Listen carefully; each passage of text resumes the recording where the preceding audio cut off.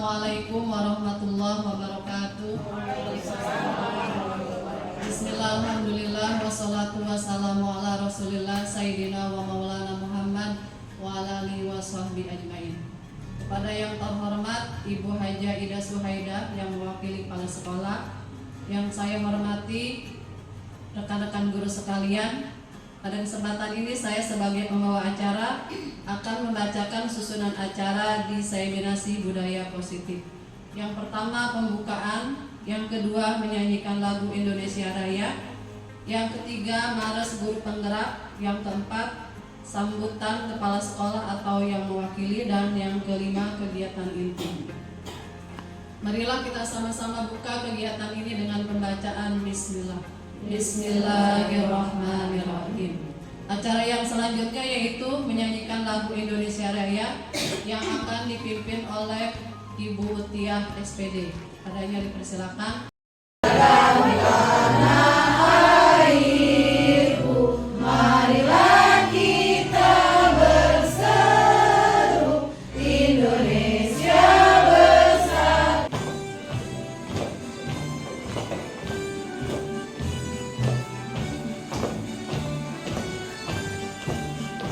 Bulatkan tekad kuatkan hati, negeri ini memanggilmu kawan.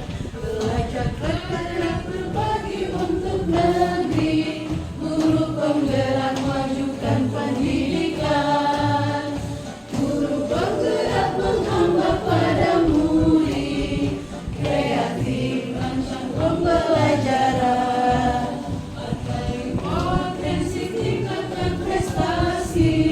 Lahirkan profil pelajar Pancasila. Belajar, bergerak, berbagi untuk negeri, kita menjalin kolaborasi. Belajar, bergerak, berbagi untuk negeri, demi bakti pada Ibu Pertiwi. Belajar, bergerak, berbagi untuk negeri, kita menjalin kolaborasi. Belajar, bergerak, berbagi untuk negeri, demi bakti pada Ibu Pertiwi. Demi bakti pada Ibu Pertiwi.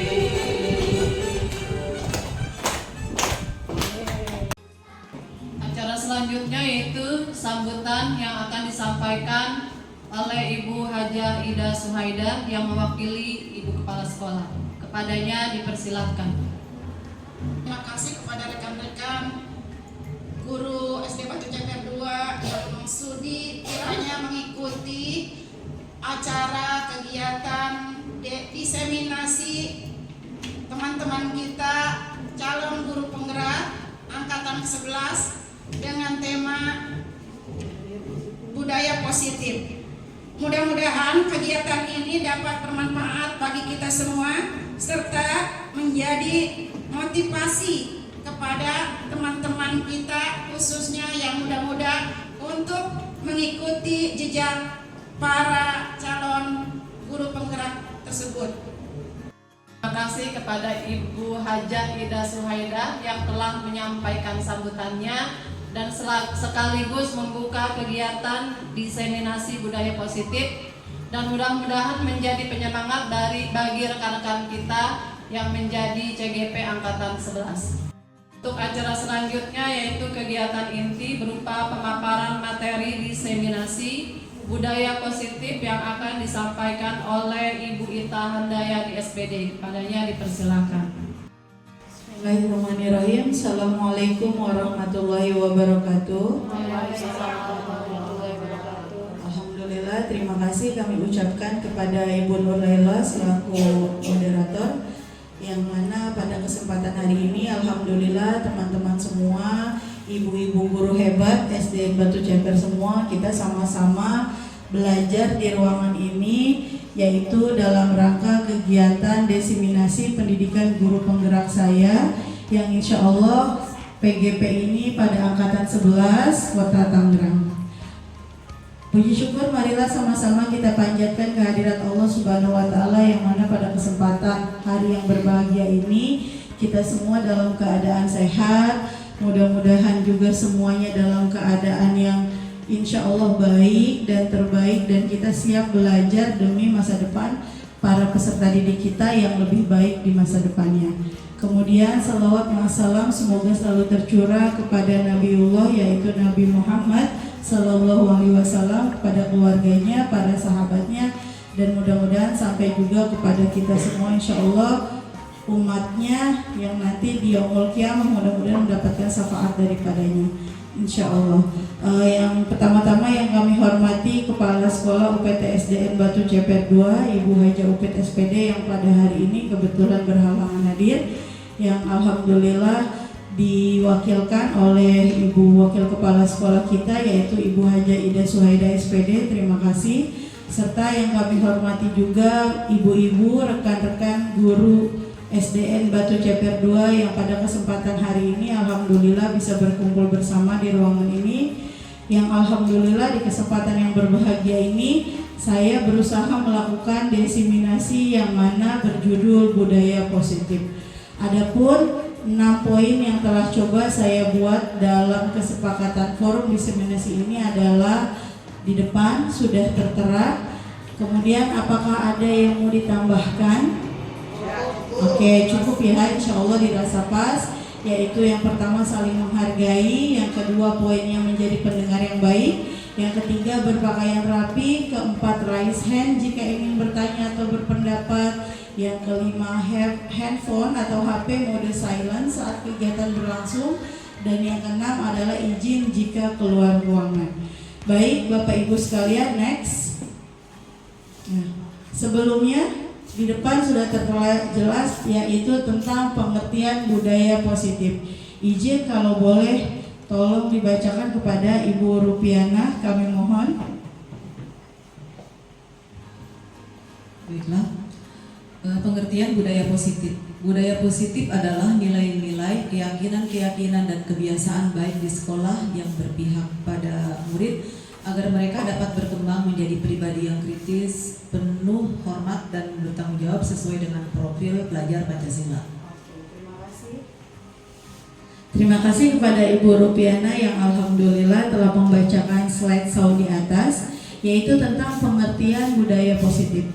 Rekan-rekan, ibu-ibu guru hebat sekalian, mengapa budaya positif ini diangkat di setiap satuan sekolah dan menjadi trending topik utama?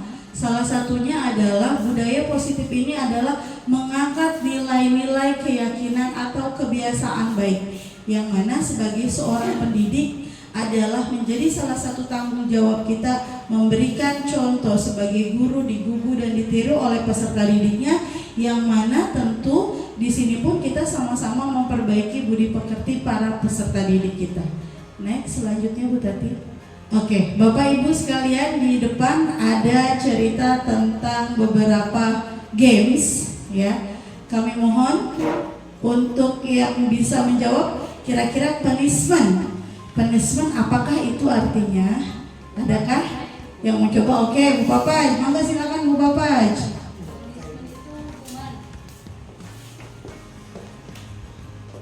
Ya, artinya punishment itu adalah hukuman. Coba diklik hukuman. Oke, good. Boleh tepuk mantap buat Bu Papaj. Tepuk mantap. Mantap, mantap. Mantap, mantap. Mantap. Ya, alhamdulillah. Selanjutnya reward. Adakah yang tahu? Oke, Buti, sip. Reward itu artinya penghargaan. Coba diklik Bu Tati, apakah betul? Tepuk mantap. Mantap, mantap. Mantap, mantap. Mantap. Selanjutnya motivation. Apakah itu? Adakah? Oke, Bu Yulpa, mangga silahkan. Motivation itu artinya motivasi. Coba dicek. Oke, good. Ya, sekali lagi tepuk mantap. Mantap, mantap. Mantap, mantap. Mantap. Ya, tadi games komplit, berarti gamesnya komplit. Selanjutnya, yang tadi yang satu lagi. Oke, di depan kami sudah menyiapkan tentang quiz sound. Di stop dulu Bu Tati. Di stop dulu sebentar. Oke, nggak apa-apa. Ini tentang mencatat ada kelas tentang hukuman dan sanksi. Ya, adakah yang coba menjawab? Mencatat 100 kali di dalam buku kalimat saya tidak akan terlambat lagi karena terlambat ke sekolah. Jawabannya A, hukuman, atau B, sanksi, kira-kira. Oke, WR. Oh, kata saya sih hukumannya. Hukuman. Ya. Ya. Ternyata jawabannya adalah sanksi. Oke, sip. Nah, pertanyaan kedua. Pertanyaan kedua, bersiap. Lari mengelilingi lapangan basket 2 kali karena terlambat hadir di sekolah termasuk sanksi atau hukuman? Sanksi. Oke, Bu Nana. Lari di lapangan basket. Ya. Termasuk Sanksi. Sanksi. Sanksi. Coba kita cek jawabannya. Hukuman. Jawabannya adalah hukuman. Selanjutnya, membersihkan coretan yang dibuatnya di meja tulis. Oke, Butik. Sanksi. Menurut saya itu sanksi. Sanksi. Oke, alhamdulillah. Stop Bu Tati. Tepuk mantul. Mantul, mantul. Mantul, mantul. Mantap betul. Alhamdulillah. Ternyata dari ketiga pertanyaan tadi, alhamdulillah nih sepertinya Bapak Ibu insya Allah next generation PGP angkatan 12 kayaknya. Amin. Alhamdulillah. Budaya positifnya mudah-mudahan semakin terupdate lagi, terupgrade lagi setelah selanjutnya kita sama-sama memasuki pertanyaan pemantik. Next Bu Tati. 1. Hukuman dan dapat mendisiplinkan anak. 2. Pemberian hukuman dengan hal positif seperti membaca atau membersihkan halaman sekolah dapat meningkatkan disiplin anak. Dan ketiga, memberi penghargaan dapat meningkatkan motivasi belajar anak. Adakah Bapak Ibu sekalian yang ingin menjawab mungkin salah satu dari pertanyaan yang ada di dalam slide? Kami mohon. Oke, Bu Nana, monggo silahkan. Baiklah, sebenarnya kalau untuk pernyataan nomor 1 tidak setuju seperti saya pernyataan nomor 1 karena kata hukuman itu sudah mengandung kata negatif ya. Hukuman dapat mendisiplinkan anak mungkin itu kurang tepat. Tapi untuk yang nomor 2 dan 3 itu lebih kepada sebetulnya konsekuensi dari kesalahan yang mereka berbuat ya. Tujuannya adalah untuk mereka bisa merefleksi diri, kemudian bisa bisa mencari jalan keluar atau bisa menebus kesalahan sendiri tapi dengan hal yang positif. Dan memberi penghargaan itu pun bisa saja menjadi sebuah hukuman dan juga bisa menjadi motivasi tergantung dari penghargaannya. Kalau misalnya penghargaan itu mungkin berbentuknya dia seperti ranking atau mungkin dia pemberian bintang yang secara terus menerus gitu, itu mungkin bisa akan menjadi sebagai hukuman. Jadi tergantung dari penghargaan itu dalam bentuk apa. Kalau bentuknya pujian mungkin itu bisa menjadi motivasi anak, mungkin itu. Boleh tepuk tangan sekali lagi Bapak Ibu. Alhamdulillah. Ibu-ibu, rekan-rekan guru yang kami hormati, di depan pada layar yaitu ada pemaparan tentang budaya positif. Di sana ada 6 poin terkait dengan budaya positif yang harus kita lakukan di sekolah, yaitu yang pertama disiplin positif dan nilai-nilai kebajikan universal. Kemudian yang kedua teori motivasi, hukuman dan penghargaan. Yang ketiga ada keyakinan kelas. Dan yang keempat, kebutuhan dasar manusia dunia berkualitas. Yang kelima, 5 posisi kontrol. Dan yang keenam, segitiga restitusi.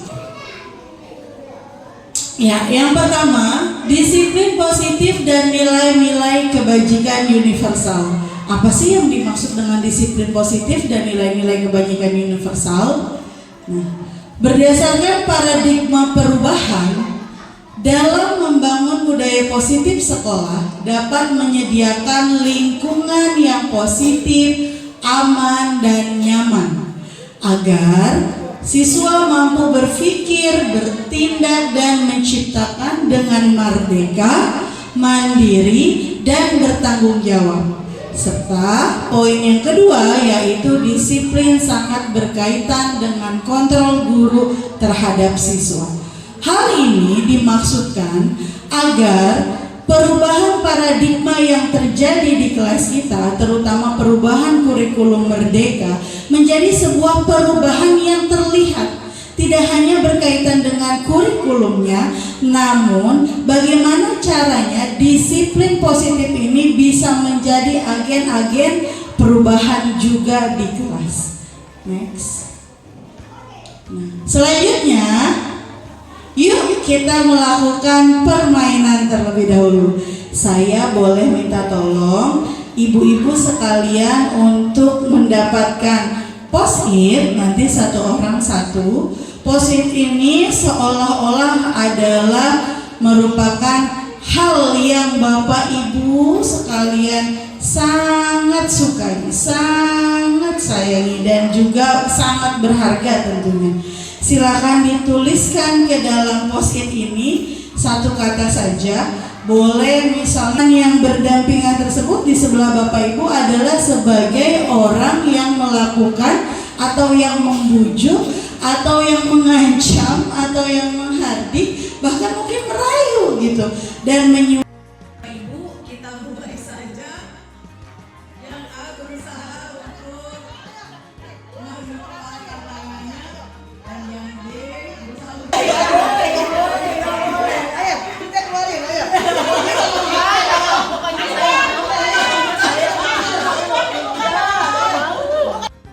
karena benda yang ada di tangan saya ini merupakan benda yang sangat berharga bagi saya.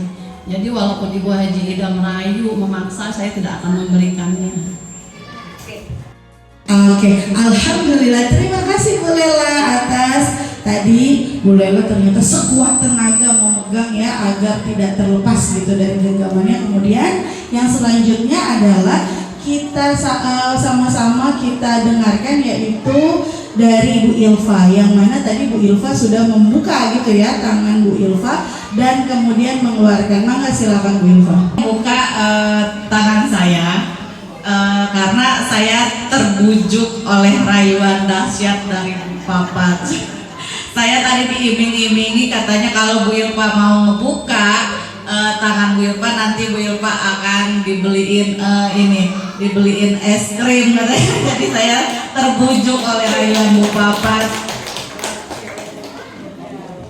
Jadi merupakan jawaban dari teman kita sama-sama, yaitu membuka tangannya karena diiming-imingi sesuatu oleh teman. Harapannya setelah dibuka tadi telah kita lakukan bersama ya, setelah kita diskusikan, ternyata dalam motivasi manusia itu terdiri dari dua Bapak Ibu sekalian, yaitu ada motivasi intrinsik dan motivasi ekstrinsik. Perubahan paradigma teori kontrol atau ilusi kontrol ini, termasuk juga dalam miskonsepsi tentang makna kontrol, adalah satu, ilusi guru mengontrol murid. Itu berarti kita sebagai guru, kita mampu sebetulnya untuk mengontrol para murid-murid kita.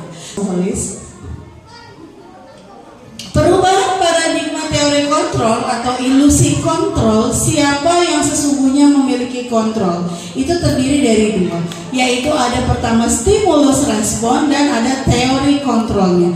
Di sana saya akan mengambil satu poin aja, yaitu yang pertama, model stimulus responnya model berpikir menengah atau kalah. Nah, biasanya kalau stimulus responnya itu model berpikir menang atau kalah, maka di teori kontrolnya itu menjadi model berpikir dan menang-menang. Jadi ada yang poin kedua oleh Ibu Tati. Silakan Bu Tati. Disiplin yang pertama, disiplin berasal dari bahasa Latin atau disiplina yang artinya belajar. Makna asal dari kata ini berkonotasi dengan disiplin diri dari murid-murid Socrates dan Plato. Terima kasih Bu Tati. Kemudian poin yang ketiga, saya mau minta tolong sama Bu Fafai. Silakan dibacakan Bu Fafai poin ketiga. Disiplin diri membuat orang menggali potensinya menuju sebuah tujuan apa yang dia hargai. Ternyata di sini di posisi ke poin keempat pada makna disiplin itu adalah, namun dalam budaya kita, budaya ketimuran Indonesia, kita kata disiplin itu berarti menjadi sebuah perubahan yang menjadikan sesuatu yang dilakukan seseorang pada orang lain untuk mendapatkan nilai kepatuhan. Ya, jadi harus patuh, harus mau gitu. Kemudian kecenderungan umum adalah menghubungkan kata disiplin dengan ketidaknyamanan, bukan dengan apa yang kita hargai atau pencapaian suatu tujuan yang mulia. Nilai yang membuat mereka, oh ini ya, saya harus itu ya. Sehingga tumbuhlah kesadaran diri dari para murid-murid kita di sekolah. Next. Oke. Nilai-nilai kebajikan yang universal yaitu adalah sifat-sifat positif manusia yang merupakan tujuan mulia yang ingin dicapai setiap individu. Nilai-nilai tersebut bersifat universal dan lintas bahasa, suku, bangsa, agama maupun latar belakang. Setiap perilaku atau perubahan memiliki suatu tujuan. Itu kata Dr. William Glasser pada teori kontrol tahun 1984. Ya, kita kenal dengan profil pelajar Pancasila. Tentu rekan-rekan ibu-ibu guru hebat sekalian sudah tahu ada berapa dimensi? Ada 6. Alhamdulillah. Yang pertama, beriman dan bertakwa kepada Tuhan yang Maha Esa dan berakhlak mulia. Kemudian yang kedua, bernalar kritis, dan yang ketiga, berkebinekaan global. Yang keempat, bergotong royong, kebinekaan global, bergotong royong, mandiri, dan yang terakhir adalah kreatif, yaitu teori motivasi, hukuman, dan penghargaan. Apa sih yang dimaksud dengan motivasi dan lain sebagainya? Pada Diana Gossen atau Restructuring School Discipline, di sana Diana Gossen menjelaskan ada 3 motivasi perilaku manusia. Yang pertama, untuk menghindari ketidaknyamanan atau hukuman. Yang kedua, untuk mendapatkan imbalan atau penghargaan dari orang lain. Dan yang ketiga, yaitu untuk menjadi orang yang mereka inginkan dan dapat menghargai diri sendiri dengan nilai-nilai yang mereka percaya. Ibu-ibu guru yang kami muliakan, tentu 3 motivasi perilaku manusia ini akan sekali erat kaitannya dengan murid-murid kita di dalam kelas. Mengapa? Karena mereka itu akan merasa nyaman atau tidak nyaman dengan hukuman tersebut. Kemudian apa sih yang akan mereka dapatkan ketika mereka mengikuti sesuai peraturan berdasarkan apa yang ibu-ibu gurunya katakan? Apa yang mereka dapatkan? Kemudian untuk menjadi yang mereka inginkan dan yang mereka hargai diri, itu nilai apa yang akan tertanam di dalamnya adalah kasus Ibu Anas, yaitu di dalam kelasnya. Kemudian ada pelajaran matematika yaitu Pak Seno. Pak Seno kemudian memberikan soal begitu. Kemudian Iva menjawabnya, tapi karena Iva dalam keadaan tidak siap, kemudian tiba-tiba Iva menjatuhkan tasnya dan terlihat gugup ketika Iva maju ke dalam kelas. Kepada layar tersebut, maka kami persilakan. Oke, baik Bu Nana, silakan Bu Nana. Baik, untuk menanggapi kasus ini, apakah Pak Seno ya pahami bahwa sebagai saya itu tidak setuju dengan tindakan Pak Seno. Kenapa? Karena tindakan Pak Seno itu justru menjatuhkan mental anak ya. Pak Seno sebetulnya ini memberikan hukuman kepada IPA. IPA tidak paham soal matematika, tapi Pak Seno mengambil tindakan dengan cara menyuruh IPA maju ke depan, kemudian menunjuk hidungnya sendiri, mungkin itu. Dan untuk yang pertanyaan kedua, Menurut Anda, tindakan Pak Seno terhadap IPA apakah sebuah hukuman atau sebuah konsekuensi? baik, dari bacaan yang saya pahami bahwa tindakan Pak Seno itu adalah berupa hukuman, bukan konsekuensi. Karena kenapa hukuman?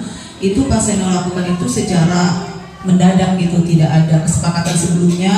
Kemudian Pak Seno juga tidak mengidentifikasi apa yang harus dilakukan, karena di situ Pak Seno itu secara sepihak atau secara mendadak itu menghukum IPA dengan cara menyuruh IPA maju ke depan, kemudian menunjuk hidungnya sehingga dia ditertawakan oleh teman-temannya. Dan itu betul-betul bisa membuat psikis si IPA sendiri itu nanti akan terbawa sampai ke masa depan dia, mungkin seperti itu. Mantap betul ya. Walaupun tengah hari yang sangat panas ini, ternyata mudah-mudahan alhamdulillah semuanya bisa bersinergi untuk sama-sama kita pahami dan pelajari tentang hukuman, konsekuensi dan restitusi ini. Terima kasih Bu Nana atas jawabannya.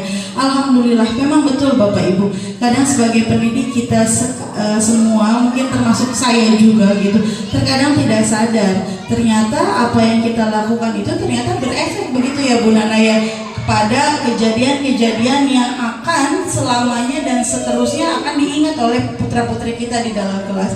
Dan nilai dari restitusi yaitu adalah ketika kita memberikan konsekuensi, berarti ada di sana kesepakatan antara kita sebagai seorang pendidik di kelas dengan murid kita, sehingga harapannya ketika kita melakukan disiplin konsekuensi ini, anak murid kita itu tidak lagi merasa ketakutan dan tidak lagi dia merasa ini kayaknya saya nanti diomelin bu guru nih. Harapannya tidak terjadi seperti itu. Sadar gitu, saya nggak akan nih melakukan untuk nggak ngerjain PR lagi. Harapannya seperti itu. Jadi ada identitas gagal turun yang masuknya ke dalam hukuman. Sedangkan kalau disiplin itu ada dua, konsekuensi dan restitusi. Namun sebaik-baiknya seorang pendidik adalah ia menerapkan disiplin dengan nilai restitusi. Artinya ada kesepakatan dan di sana pun berusaha untuk menyelaraskan apa yang dianggap sebagai nilai-nilai kebajikan tadi, yang sama-sama akan diterima oleh si peserta didik dan kepada kita gurunya, sehingga tidak akan terjadi paksaan. Harapannya restitusi ini adalah dilakukan oleh setiap guru atau pendidik di masing-masing kelas. Di situ itu sudah sebaiknya untuk 5.0 ini sudah tidak lagi dipakai. Ini mah guru-guru Batu Ceper mah udah hebat Boleh tepuk tangan dulu dong. Oke, alhamdulillah. Selanjutnya untuk yang netral, lakukan apa yang ini yang sesungguhnya ingin kamu lakukan, sehingga kita memberikan pilihan kepada peserta didik kita dan tidak juga memaksa dia, karena seperti yang sudah kita pelajari sebelumnya, Bapak Ibu sekalian, yang kami pelajari adalah peserta didik atau murid-murid kita itu adalah pribadi-pribadi yang unik. Hukuman itu bersifat tidak rencana, ya.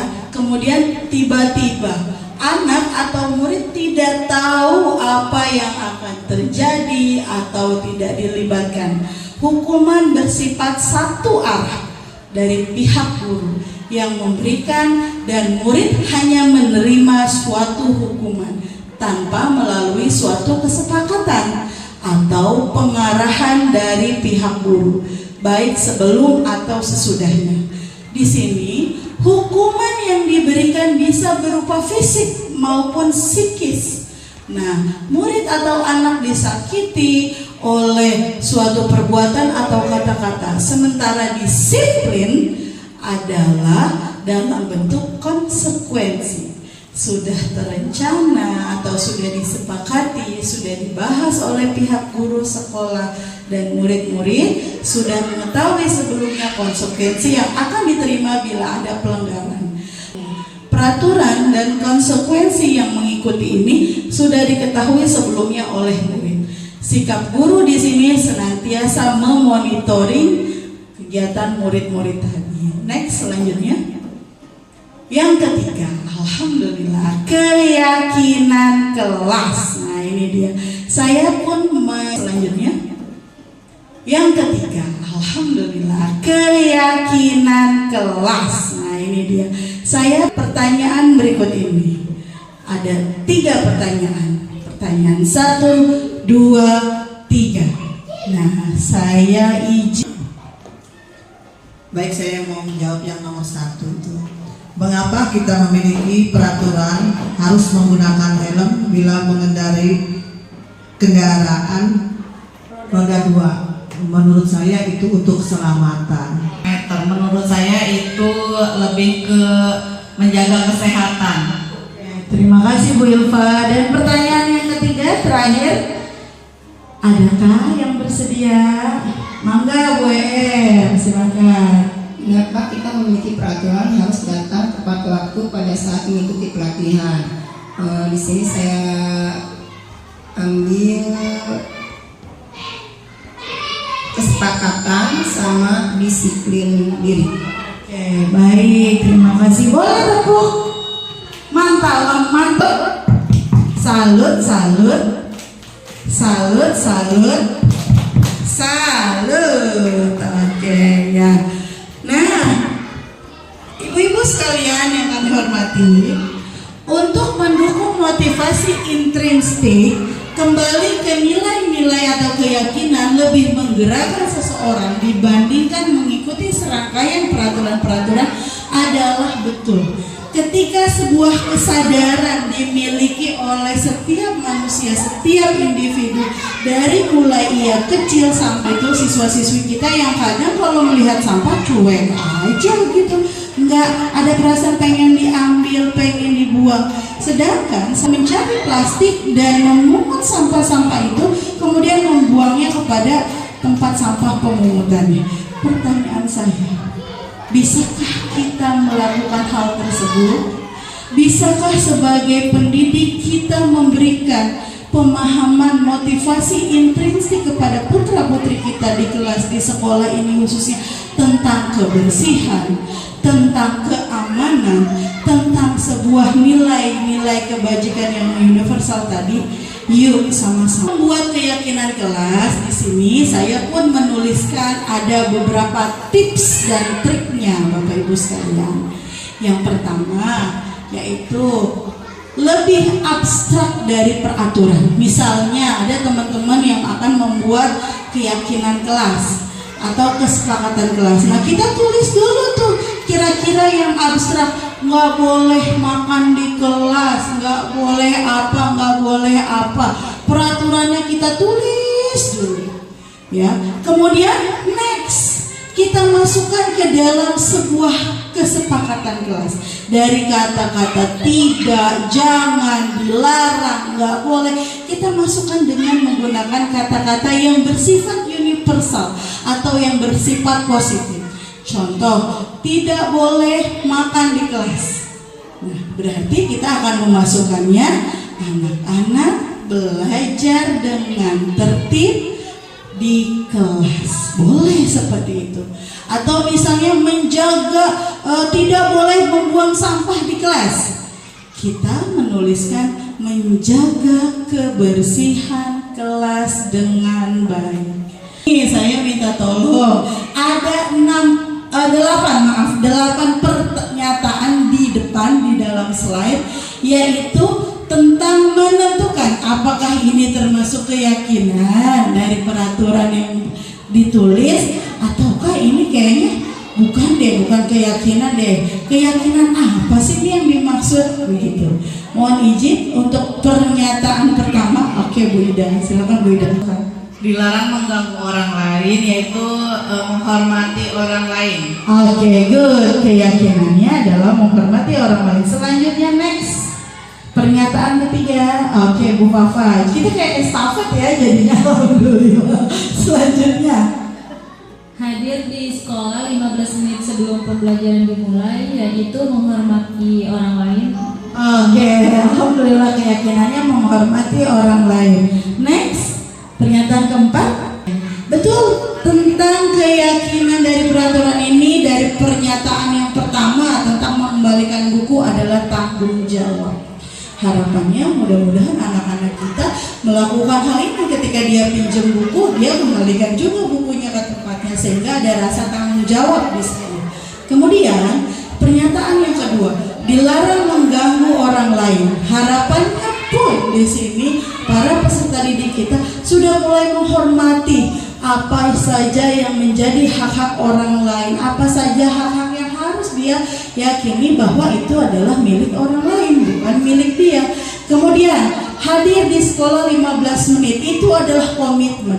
Sama-sama kita membentuk para peserta didik kita memiliki komitmen yang kuat. Oh, aku jam 6.45 aku sudah harus di sekolah. Berarti bagaimanapun caranya komitmen yang kuat itu harus kita tanamkan kepada peserta didik kita untuk hadir di sekolah 15 menit sebelum bel berbunyi. Bahwa sejatinya hal ini merupakan sebuah keyakinan juga yang mana termasuknya adalah keyakinan keselamatan dan keamanan. Betul sekali. Next. Iya, ini adalah contoh peraturan kelas yang coba saya buat bersama anak-anak di kelas. Pada saat kami di awal masuk ke kelas 5B, saya sebelumnya memvalidasi dulu tentang beberapa peraturan kelas yang biasanya dilakukan karena ada beberapa anak yang kurang fokus sehingga kami melakukan tetap fokus begitu ya. Kemudian saya juga coba memaparkan tentang beberapa peraturan kelas dan mengharapkan anak-anak untuk menuliskannya di lembar post-it. Kemudian anak-anak menuliskannya di lembar post-it secara gantian, cukup satu anak satu saja. Saya berputar sambil membagikan post-it tersebut agar terbagi rata, satu anak satu post-it. Kemudian anak-anak menuliskan yang benar-benar benar-benar nyata ya, menuliskan di dalam post-it tersebut tentang larangan atau peraturan yang mereka rasa harus ada di kelas. Silakan ditempel di papan tulis. Kemudian mereka menempelkan di papan tulis.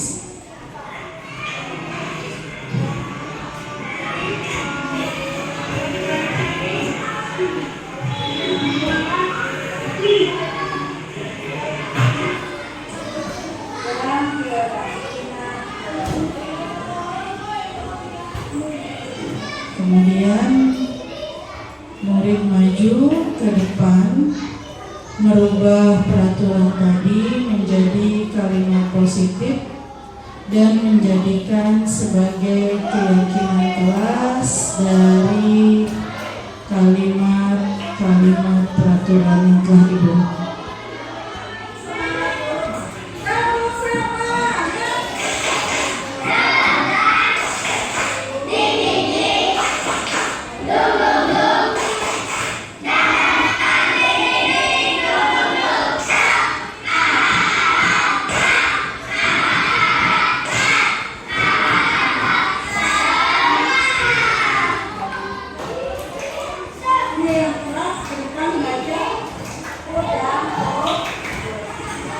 Kemudian satu persatu maju menuliskan perubahan kalimat positif tersebut menjadikan keyakinan kelas dari poin 1 sampai terus sebanyak larangan-larangan yang ditempelkan di papan tulis.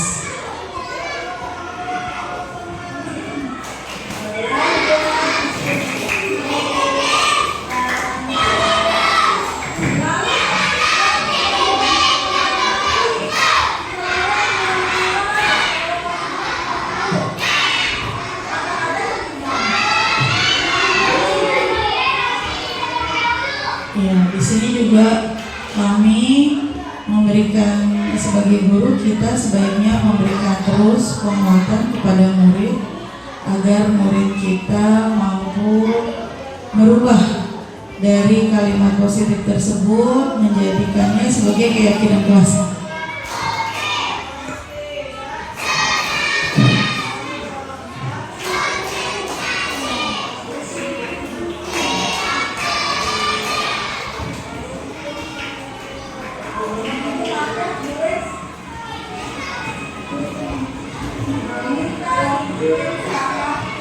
Ya, kemudian anak-anak masih tetap bergantian ke depan menuliskan tentang keyakinan kelas ini.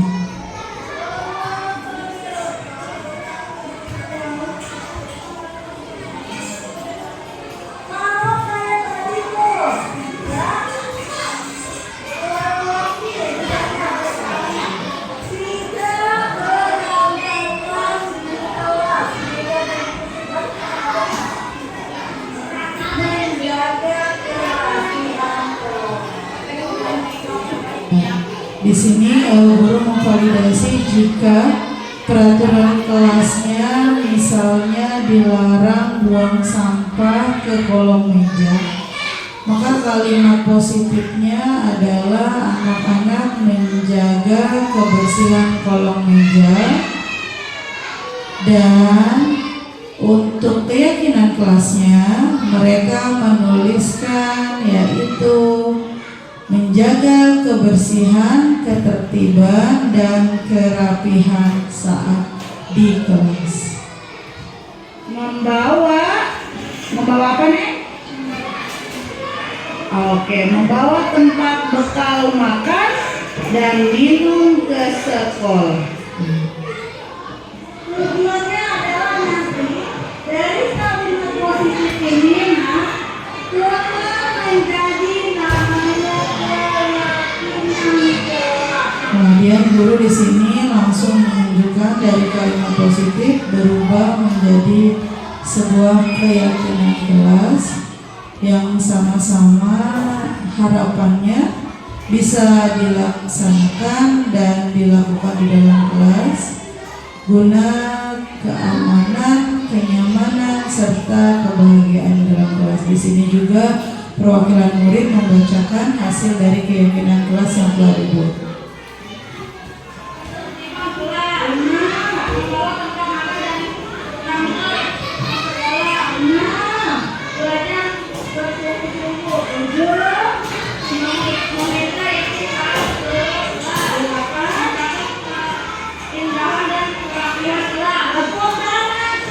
Iya, akhirnya selesai untuk keyakinan kelas ini dan terima kasih. Iya, ibu-ibu sekalian boleh saya minta tolong ya. Yuk kita sama-sama bergoyang dulu, kita ice breaking dulu gitu, supaya melempengkan bahu, melempengkan panggul atau pinggang nih, yang dari tadi duduk mulu gitu ya. Diputar-putar, peganglah bahu, tangan diputar-putar, peganglah lutut, digoyang, digoyang, digoyang, diputar-putar, tangan diputar-putar, peganglah bahu, tangan diputar-putar, peganglah lutut, digoyang-goyang, digoyang-goyang, digoyang-goyang, diputar-putar, diputar ke atas, diputar-putar, diputar ke bawah, diputar-putar, diputar ke kanan, diputar-putar, diputar ke kiri.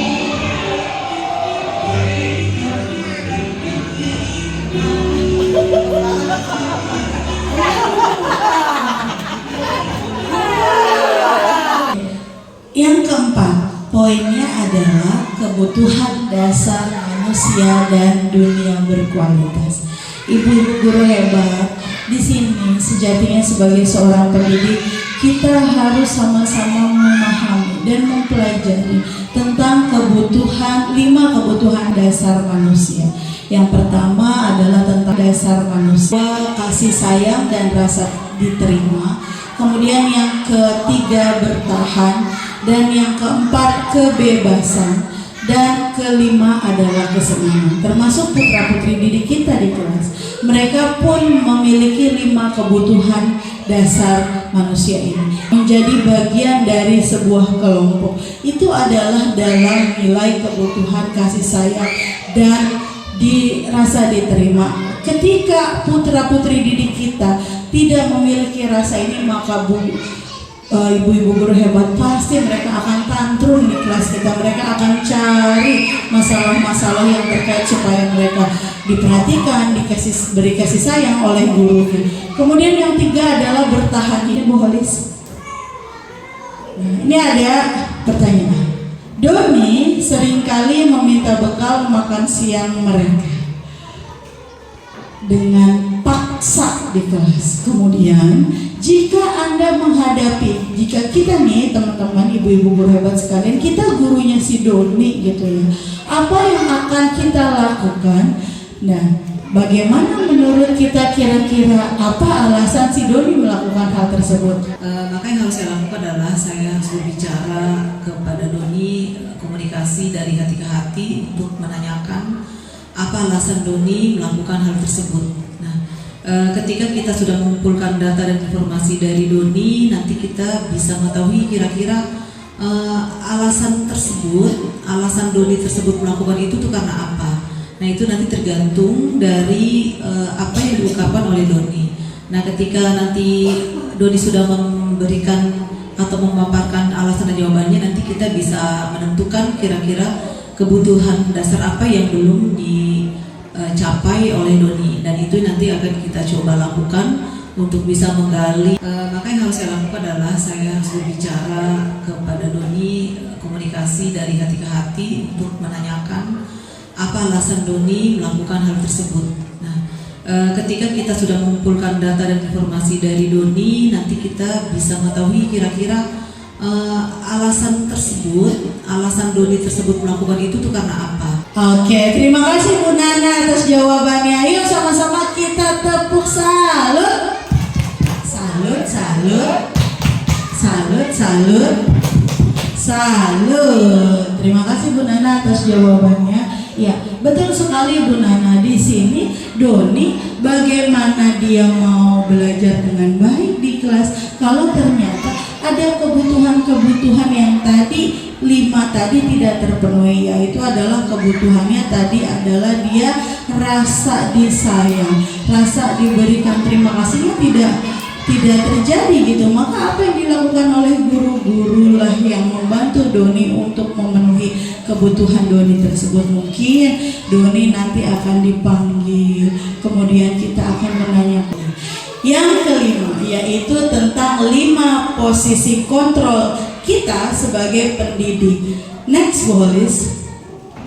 5 posisi kontrol guru di sekolah. Yang pertama adalah sebagai penghukum, yang kedua membuat merasa bersalah, yang ketiga sebagai teman, yang keempat sebagai pemantau, dan yang kelima adalah sebagai manajer. Ibu-ibu guru hebat sekalian, ini adalah merupakan salah satu tantangan buat kita sebagai seorang pendidik, khususnya di sekolah dasar. Hal ini merupakan tantangan yang sangat luar biasa. Terkadang kita lupa sebagai pendidik, apakah kita ketika melakukan tadi sebagai penghukumkah, ataukah kita seringnya yang melakukan yang kita lakukan itu sebagai apa? Kita posisi kontrol kita lagi. Guru-guru menerapkan posisi penghukuman akan berkata patuhi. Nah, seperti itu. Aturan saya, awas ya. Nah, kamu saja selalu pasti kamu, dan terakhir selesai. Dalam konteks-konteks hal seperti ini, harapannya gitu ya, guru yang senantiasa percaya hanya ada satu cara agar pembelajaran bisa berhasil, yaitu cara dia. Nah, hal inilah yang termasuk dalam posisi kontrol guru sebagai penghukum kepada muridnya, karena dia sebagai seorang penghukum. Artinya kita diharapkan seperti menakutkan buat murid kita. Jadi harapannya guru tidak selalu atau juga memposisikan diri tidak sebagai seorang penghukum. Yang kedua adalah pembuat merasa bersalah. Dalam posisi yang dilakukan, biasanya guru itu bersuara lembut, tapi lembut-lembut nyelekit, lembut-lembut nyakitin. Nah, ini adalah ciri guru sebagai pembuat merasa bersalah. Misalnya ada kata-kata seperti ini, "Ibu sangat kecewa banget ya dengan kamu. Kamu selalu melakukan itu. Beberapa kali Bapak harus memberitahu kamu ya." Gimana coba kalau orang tua kamu tahu kamu berbuat begitu, apa yang kamu rasakan? Kata-kata seperti ini untuk seorang guru adalah menjadikan posisi kontrol guru tersebut sebagai pembuat merasa bersalah. Apa maksudnya persuasi? Posisi teman pada guru bisa negatif ataupun positif. Itu berarti di sini hubungan baik yang terjalin antara guru dan murid. Guru di posisi teman menggunakan hubungan baik dan humor untuk mempengaruhi seseorang. Mereka akan berkata, "Ayolah, bantulah demi Bapak Ibu guru. Ayo, ingat nggak? Ibu dulu pernah loh bantuin kamu. Ya sudah, kali ini boleh tidak? Ya, kalau kamu mau bantu ibu, nanti ibu bantu bereskan deh." Kata-kata seperti itu adalah membuat guru sebagai seorang teman atas remaja, sehingga ada komitmen bersama di sana ketika seorang guru ingin menerapkan posisi kontrolnya sebagai teman. Next, yang keempat, tulis pemantau. Memantau berarti artinya mengawasi, melihat dengan seksama, dengan baik. Pada saat kita mengawasi berarti kita bertanggung jawab atas perilaku siswa yang kita awasi. Kamu datang telat ya? Coba ibu dengerin peraturannya apa, coba ayo. Nah, apa sih yang kamu tahu tentang peraturan? Apa yang kamu lakukan? Nah, sanksi atau konsekuensi apa yang kamu terima? Ini adalah jika kita sebagai guru ada di posisi kontrol sebagai pemantau. Seorang pemantau sangat mengandalkan perhitungan, catatan data yang dapat digunakan sebagai bukti atas perilaku seseorang. Posisi ini akan menggunakan stiker, slip catatan, daftar cek. Posisi pemantau sendiri berawal dari teori stimulus respon. Kita sebagai pendidik, kita tidak bisa 24 jam mengawasi terus murid kita. Kalaupun dia di sekolah selama 6 jam, mungkin bisa jadi kita izin ke kamar mandi atau kita mungkin beristirahat. Posisi kontrol ini sebaiknya guru adalah menjadi manajer. Mengapa? Karena dalam posisi manajer ini, di mana ketika guru berbuat sesuatu bersama murid, mempersilahkan murid-muridnya bertanggung jawab atas perilakunya, kemudian mendukung murid agar dapat menemukan solusi atas permasalahannya, maka seorang manajer telah menjadi keterampilan di posisi teman maupun pemantau. Nah, ini jadi ada apa ya, kayak kombinasi gitu ya di manajer ini. Guru sebagai temannya ada dan guru juga bisa sebagai pemantau juga. Sehingga ketika posisi manajer ini adalah sebuah posisi yang sangat-sangat dianjurkan begitu. Kenapa? Manajer juga murid di sini diajak untuk menganalisis kebutuhan dirinya. Mereka tahu apa sih yang dibutuhkan oleh dirinya gitu, maupun kebutuhan orang lain. Di sini juga tidak ada penekanan yang bersifat membuat paksaan gitu. Namun mereka akan diasah kemampuannya memiliki sebuah konsekuensi, namun dapat berkolaborasi. Ingat, poinnya adalah ketika kita menjadi manajer di sini, kita membuat konsekuensi dengan berkolaborasi, bekerja sama dengan murid, bagaimana memperbaiki kesalahan yang ada. Seorang manajer akan berkata, sih yang kita sepakati nak? Gitu. Apa kamu meyakininya? Jika kamu meyakininya, apakah kamu bersedia memperbaikinya? Jika kamu memperbaiki, tugas manajer ya bukan untuk mengatur perilaku seseorang, namun membimbing murid-murid kita untuk dapat mengatur dirinya sendiri. Murid-murid kita sudah tahu bagaimana melakukan hal yang baik, bagaimana berperilaku yang baik, bagaimana berucap yang baik, sehingga baik, ibu-ibu sekalian, marilah kita saksikan. Ini adalah contoh dari posisi kontrol yang telah coba saya lakukan, alhamdulillah, sebagai bentuk budaya positif pada kegiatan sehari-hari di kelas. Begitu bagaimana menerapkan posisi kontrol guru sebagai seorang mentor. Sama-sama kita saksikan bersama. Silakan. Pun sama di kelas kebetulan jam istirahat ada reka adegannya, yaitu ada anak murid saya yang meminta uang temannya secara paksa. Kemudian saya berusaha untuk baik ibu-ibu sekalian, ini adalah teks percakapan skenario-nya.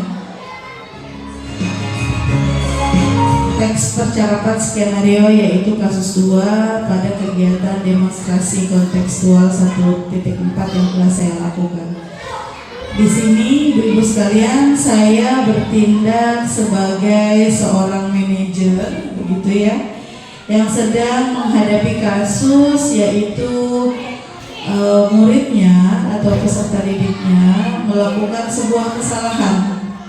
Kemudian saya juga mencoba menstabilkan identitasnya dengan menanyakan apa yang terjadi, kemudian memahami apa yang telah kita lakukan itu adalah seperti sebuah baik atau tidak baik begitu. Kemudian saya juga memvalidasi tindakan yang salah sebagai seorang manajer.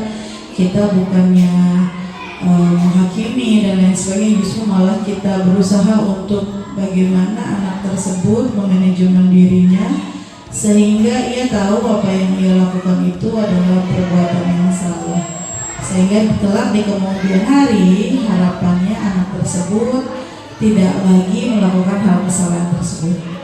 Di video ini saya benar-benar memposisikan diri saya dalam menerima kontrol ini adalah sebagai seorang manajer. Dan di terakhir pada kegiatan dirinya sendiri ketika mereka kembali berteman, kembali bergaul dengan teman-temannya dan siap untuk menjadi versi yang lebih baik. Begitu. Tampilkan yaitu adalah sebagai manajer.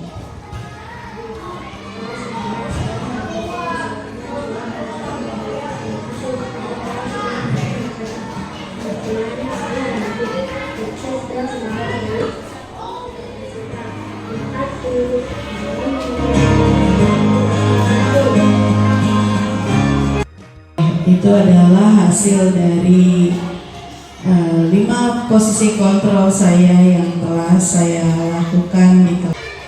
Alhamdulillah, yang ke-6 terakhir, segitiga restitusi. Nah, ini nih sebenarnya hal yang paling menarik ya dalam budaya positif. Ke-6 tahapan tadi yang paling menarik menurut saya adalah tentang segitiga restitusi. Next please. Kenapa menarik? Karena ibu-ibu tentu tahu segitiga ya, segitiga itu berarti tentang suatu bentuk bangun datar. Betul Bu Haji kita, alhamdulillah ya.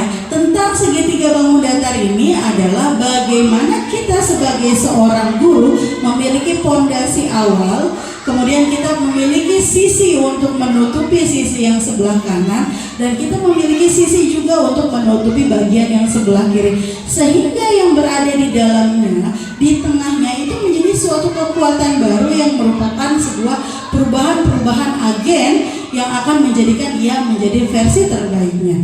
Di depan sudah ada pada layar slide yaitu segitiga restitusi. Di dasarnya tadi pada garis poin yang terbawah adalah menstabilkan identitas. Pada kegiatan segitiga restitusi ini, menstabilkan sebuah identitas adalah menjadi hal utama.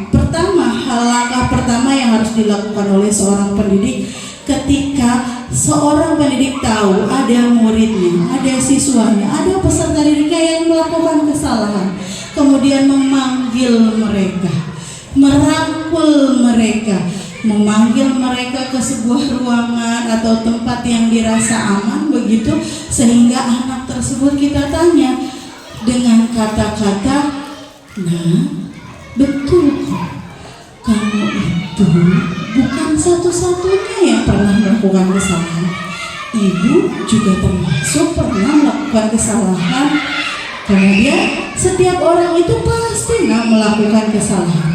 Kita berusaha menstabilkan kesalahan yang anak atau peserta didik kita lakukan dengan tidak menghakimi mereka dalam garis menstabilkan identitas. Kemudian untuk slide atau sisi yang sebelah kanan biasanya juga itu namanya ada menanyakan, yaitu kebutuhan, memvalidasi kebutuhan. Adakah yang salah? Adakah kebutuhan murid kita yang mungkin belum tertutupi atau belum terpenuhi oleh dia dan dia nggak tahu cara memenuhinya itu gimana gitu. Dalam segitiga restitusi ini kita meyakini bahwa itu adalah validasi kebutuhan. Kita tanya deh, kamu tentu punya alasan kenapa sih kamu kok melakukan hal itu? Emang ada yang salah? Kenapa sih bisa melakukan hal itu? Atau adakah yang lebih efektif supaya kamu tidak melakukan lagi dan kamu mendapatkan hal yang kamu butuhkan? Kita terus gali, validasikan apa yang mereka rasa itu sesuatu yang membuat mereka melakukan hal kesalahan itu tuh apa? Itu adalah dalam validasi kebutuhan di sisi sebelah kanan. Dan yang ketiga di struktur selanjutnya di sisi sebelah kirinya yaitu adalah menanyakan keyakinan. Ketika seorang guru memahami tentang sebuah proses menanyakan keyakinan, berarti guru tersebut sudah paham menggali apa saja nilai-nilai kebajikan yang diharapkan tertanam tumbuh di dalam pribadi diri muridnya, yaitu tentang nilai-nilai apa saja yang telah kamu sepakati, kemudian tentang apa saja yang ingin menjadi, yang kamu memiliki harapan di masa depan, hal apa yang kamu ingin menjadi orang seperti apa di masa depan. Itu sama-sama kita yakini agar yang dia lakukan itu adalah menjadi sebuah introspeksi, menjadi sebuah refleksi untuk kemudian diambil pelajaran dan tidak lagi dilakukan di masa-masa selanjutnya. Barangkali itu saja. Ya, baik ibu-ibu sekalian, ini adalah contoh dari penerapan segitiga restitusi yang telah saya lakukan di dalam kelas dan mudah-mudahan bisa menjadikan sebagai contoh pada saat kita melakukan kegiatan segitiga restitusi di kelas. Selamat menyaksikan. Iya, baik, untuk kegiatan segitiga restitusi di sini saya menuliskan ada skenario kasus 1, yaitu ada beberapa anak yang ketika jam istirahat sedang mengobrol, kemudian tiba-tiba 2 anak tersebut berkelahi gitu, beda pendapat dan kemudian berkelahi. Tidak sengaja perut temannya terpukul oleh kawannya tersebut. Kemudian kita sebagai seorang guru memanggil anak tersebut dalam segitiga restitusi, yaitu diawali dengan 1, menstabilkan identitas guru, mengubah identitas perilaku gagal anak menjadi anak yang sukses atau lebih baik dengan salah satu kata, semua orang pasti melakukan kesalahan.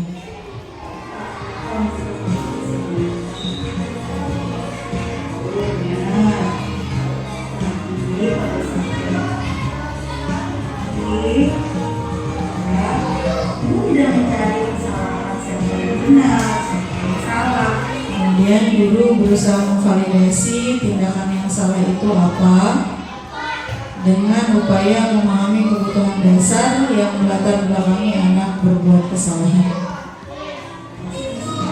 Bisa pun pernah melakukan kesalahan. Nah, boleh nggak guru bertanya? Bisa paham, tapi pasti punya alasan. Kenapa aku melakukan hal tersebut? Itu boleh dengar alasannya kenapa?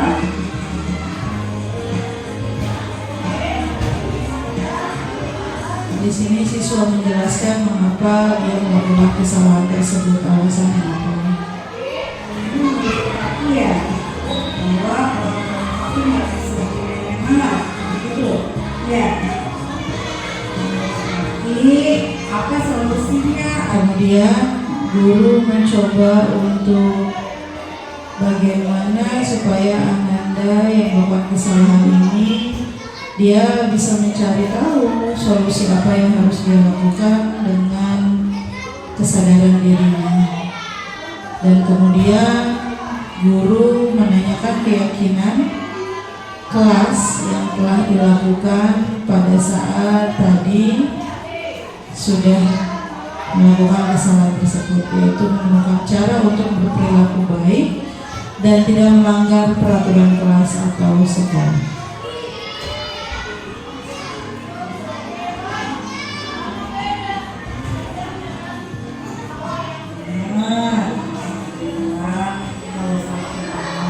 Mengakui kesalahan dan aku juga meminta maaf sampai Nino dan kita.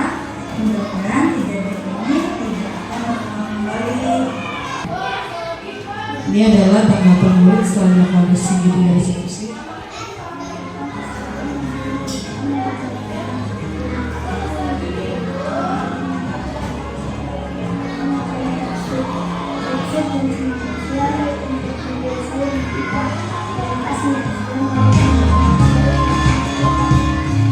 Alhamdulillah. Dan ada 3 pertanyaan nih kira-kira. Izin ya, boleh kan ya? Nah, ini ada perbedaan contoh kasus siswa sering mengerjakan PR. Ada pernyataan 1, pernyataan 2, dan pernyataan ketiga. Kira-kira nih untuk pernyataan ke-1 termasuk hukuman, konsekuensi, atau restitusi. Adakah yang bersedia? Oke, Bu Ajida, maka silakan. Guru menghukum siswa tersebut. Oke, alhamdulillah termasuk hukuman ya Bu Haji ya. Selanjutnya pernyataan yang kedua. Adakah? Oke, Bu Lela, terima kasih Bu Lela. Monggo silakan. Untuk pernyataan kedua Bu Lela. Untuk pernyataan Oke, termasuk konsekuensi ya. Alhamdulillah. Next, pernyataan yang ketiga Bu Uti. Oke, alhamdulillah Bu Uti. Lanjut Bu Uti. Guru menanyakan keyakinan kelas atau dirinya dan membantu siswa menyelesaikan masalahnya. Guru terbuka dan siswa menghormati dirinya dan orang lain. Itu termasuk institusi. Aduh, TOPBG, membuat guru-guru SD Batu Cepat institusi. Boleh kita tepuk salut dulu, tepuk salut. Salut.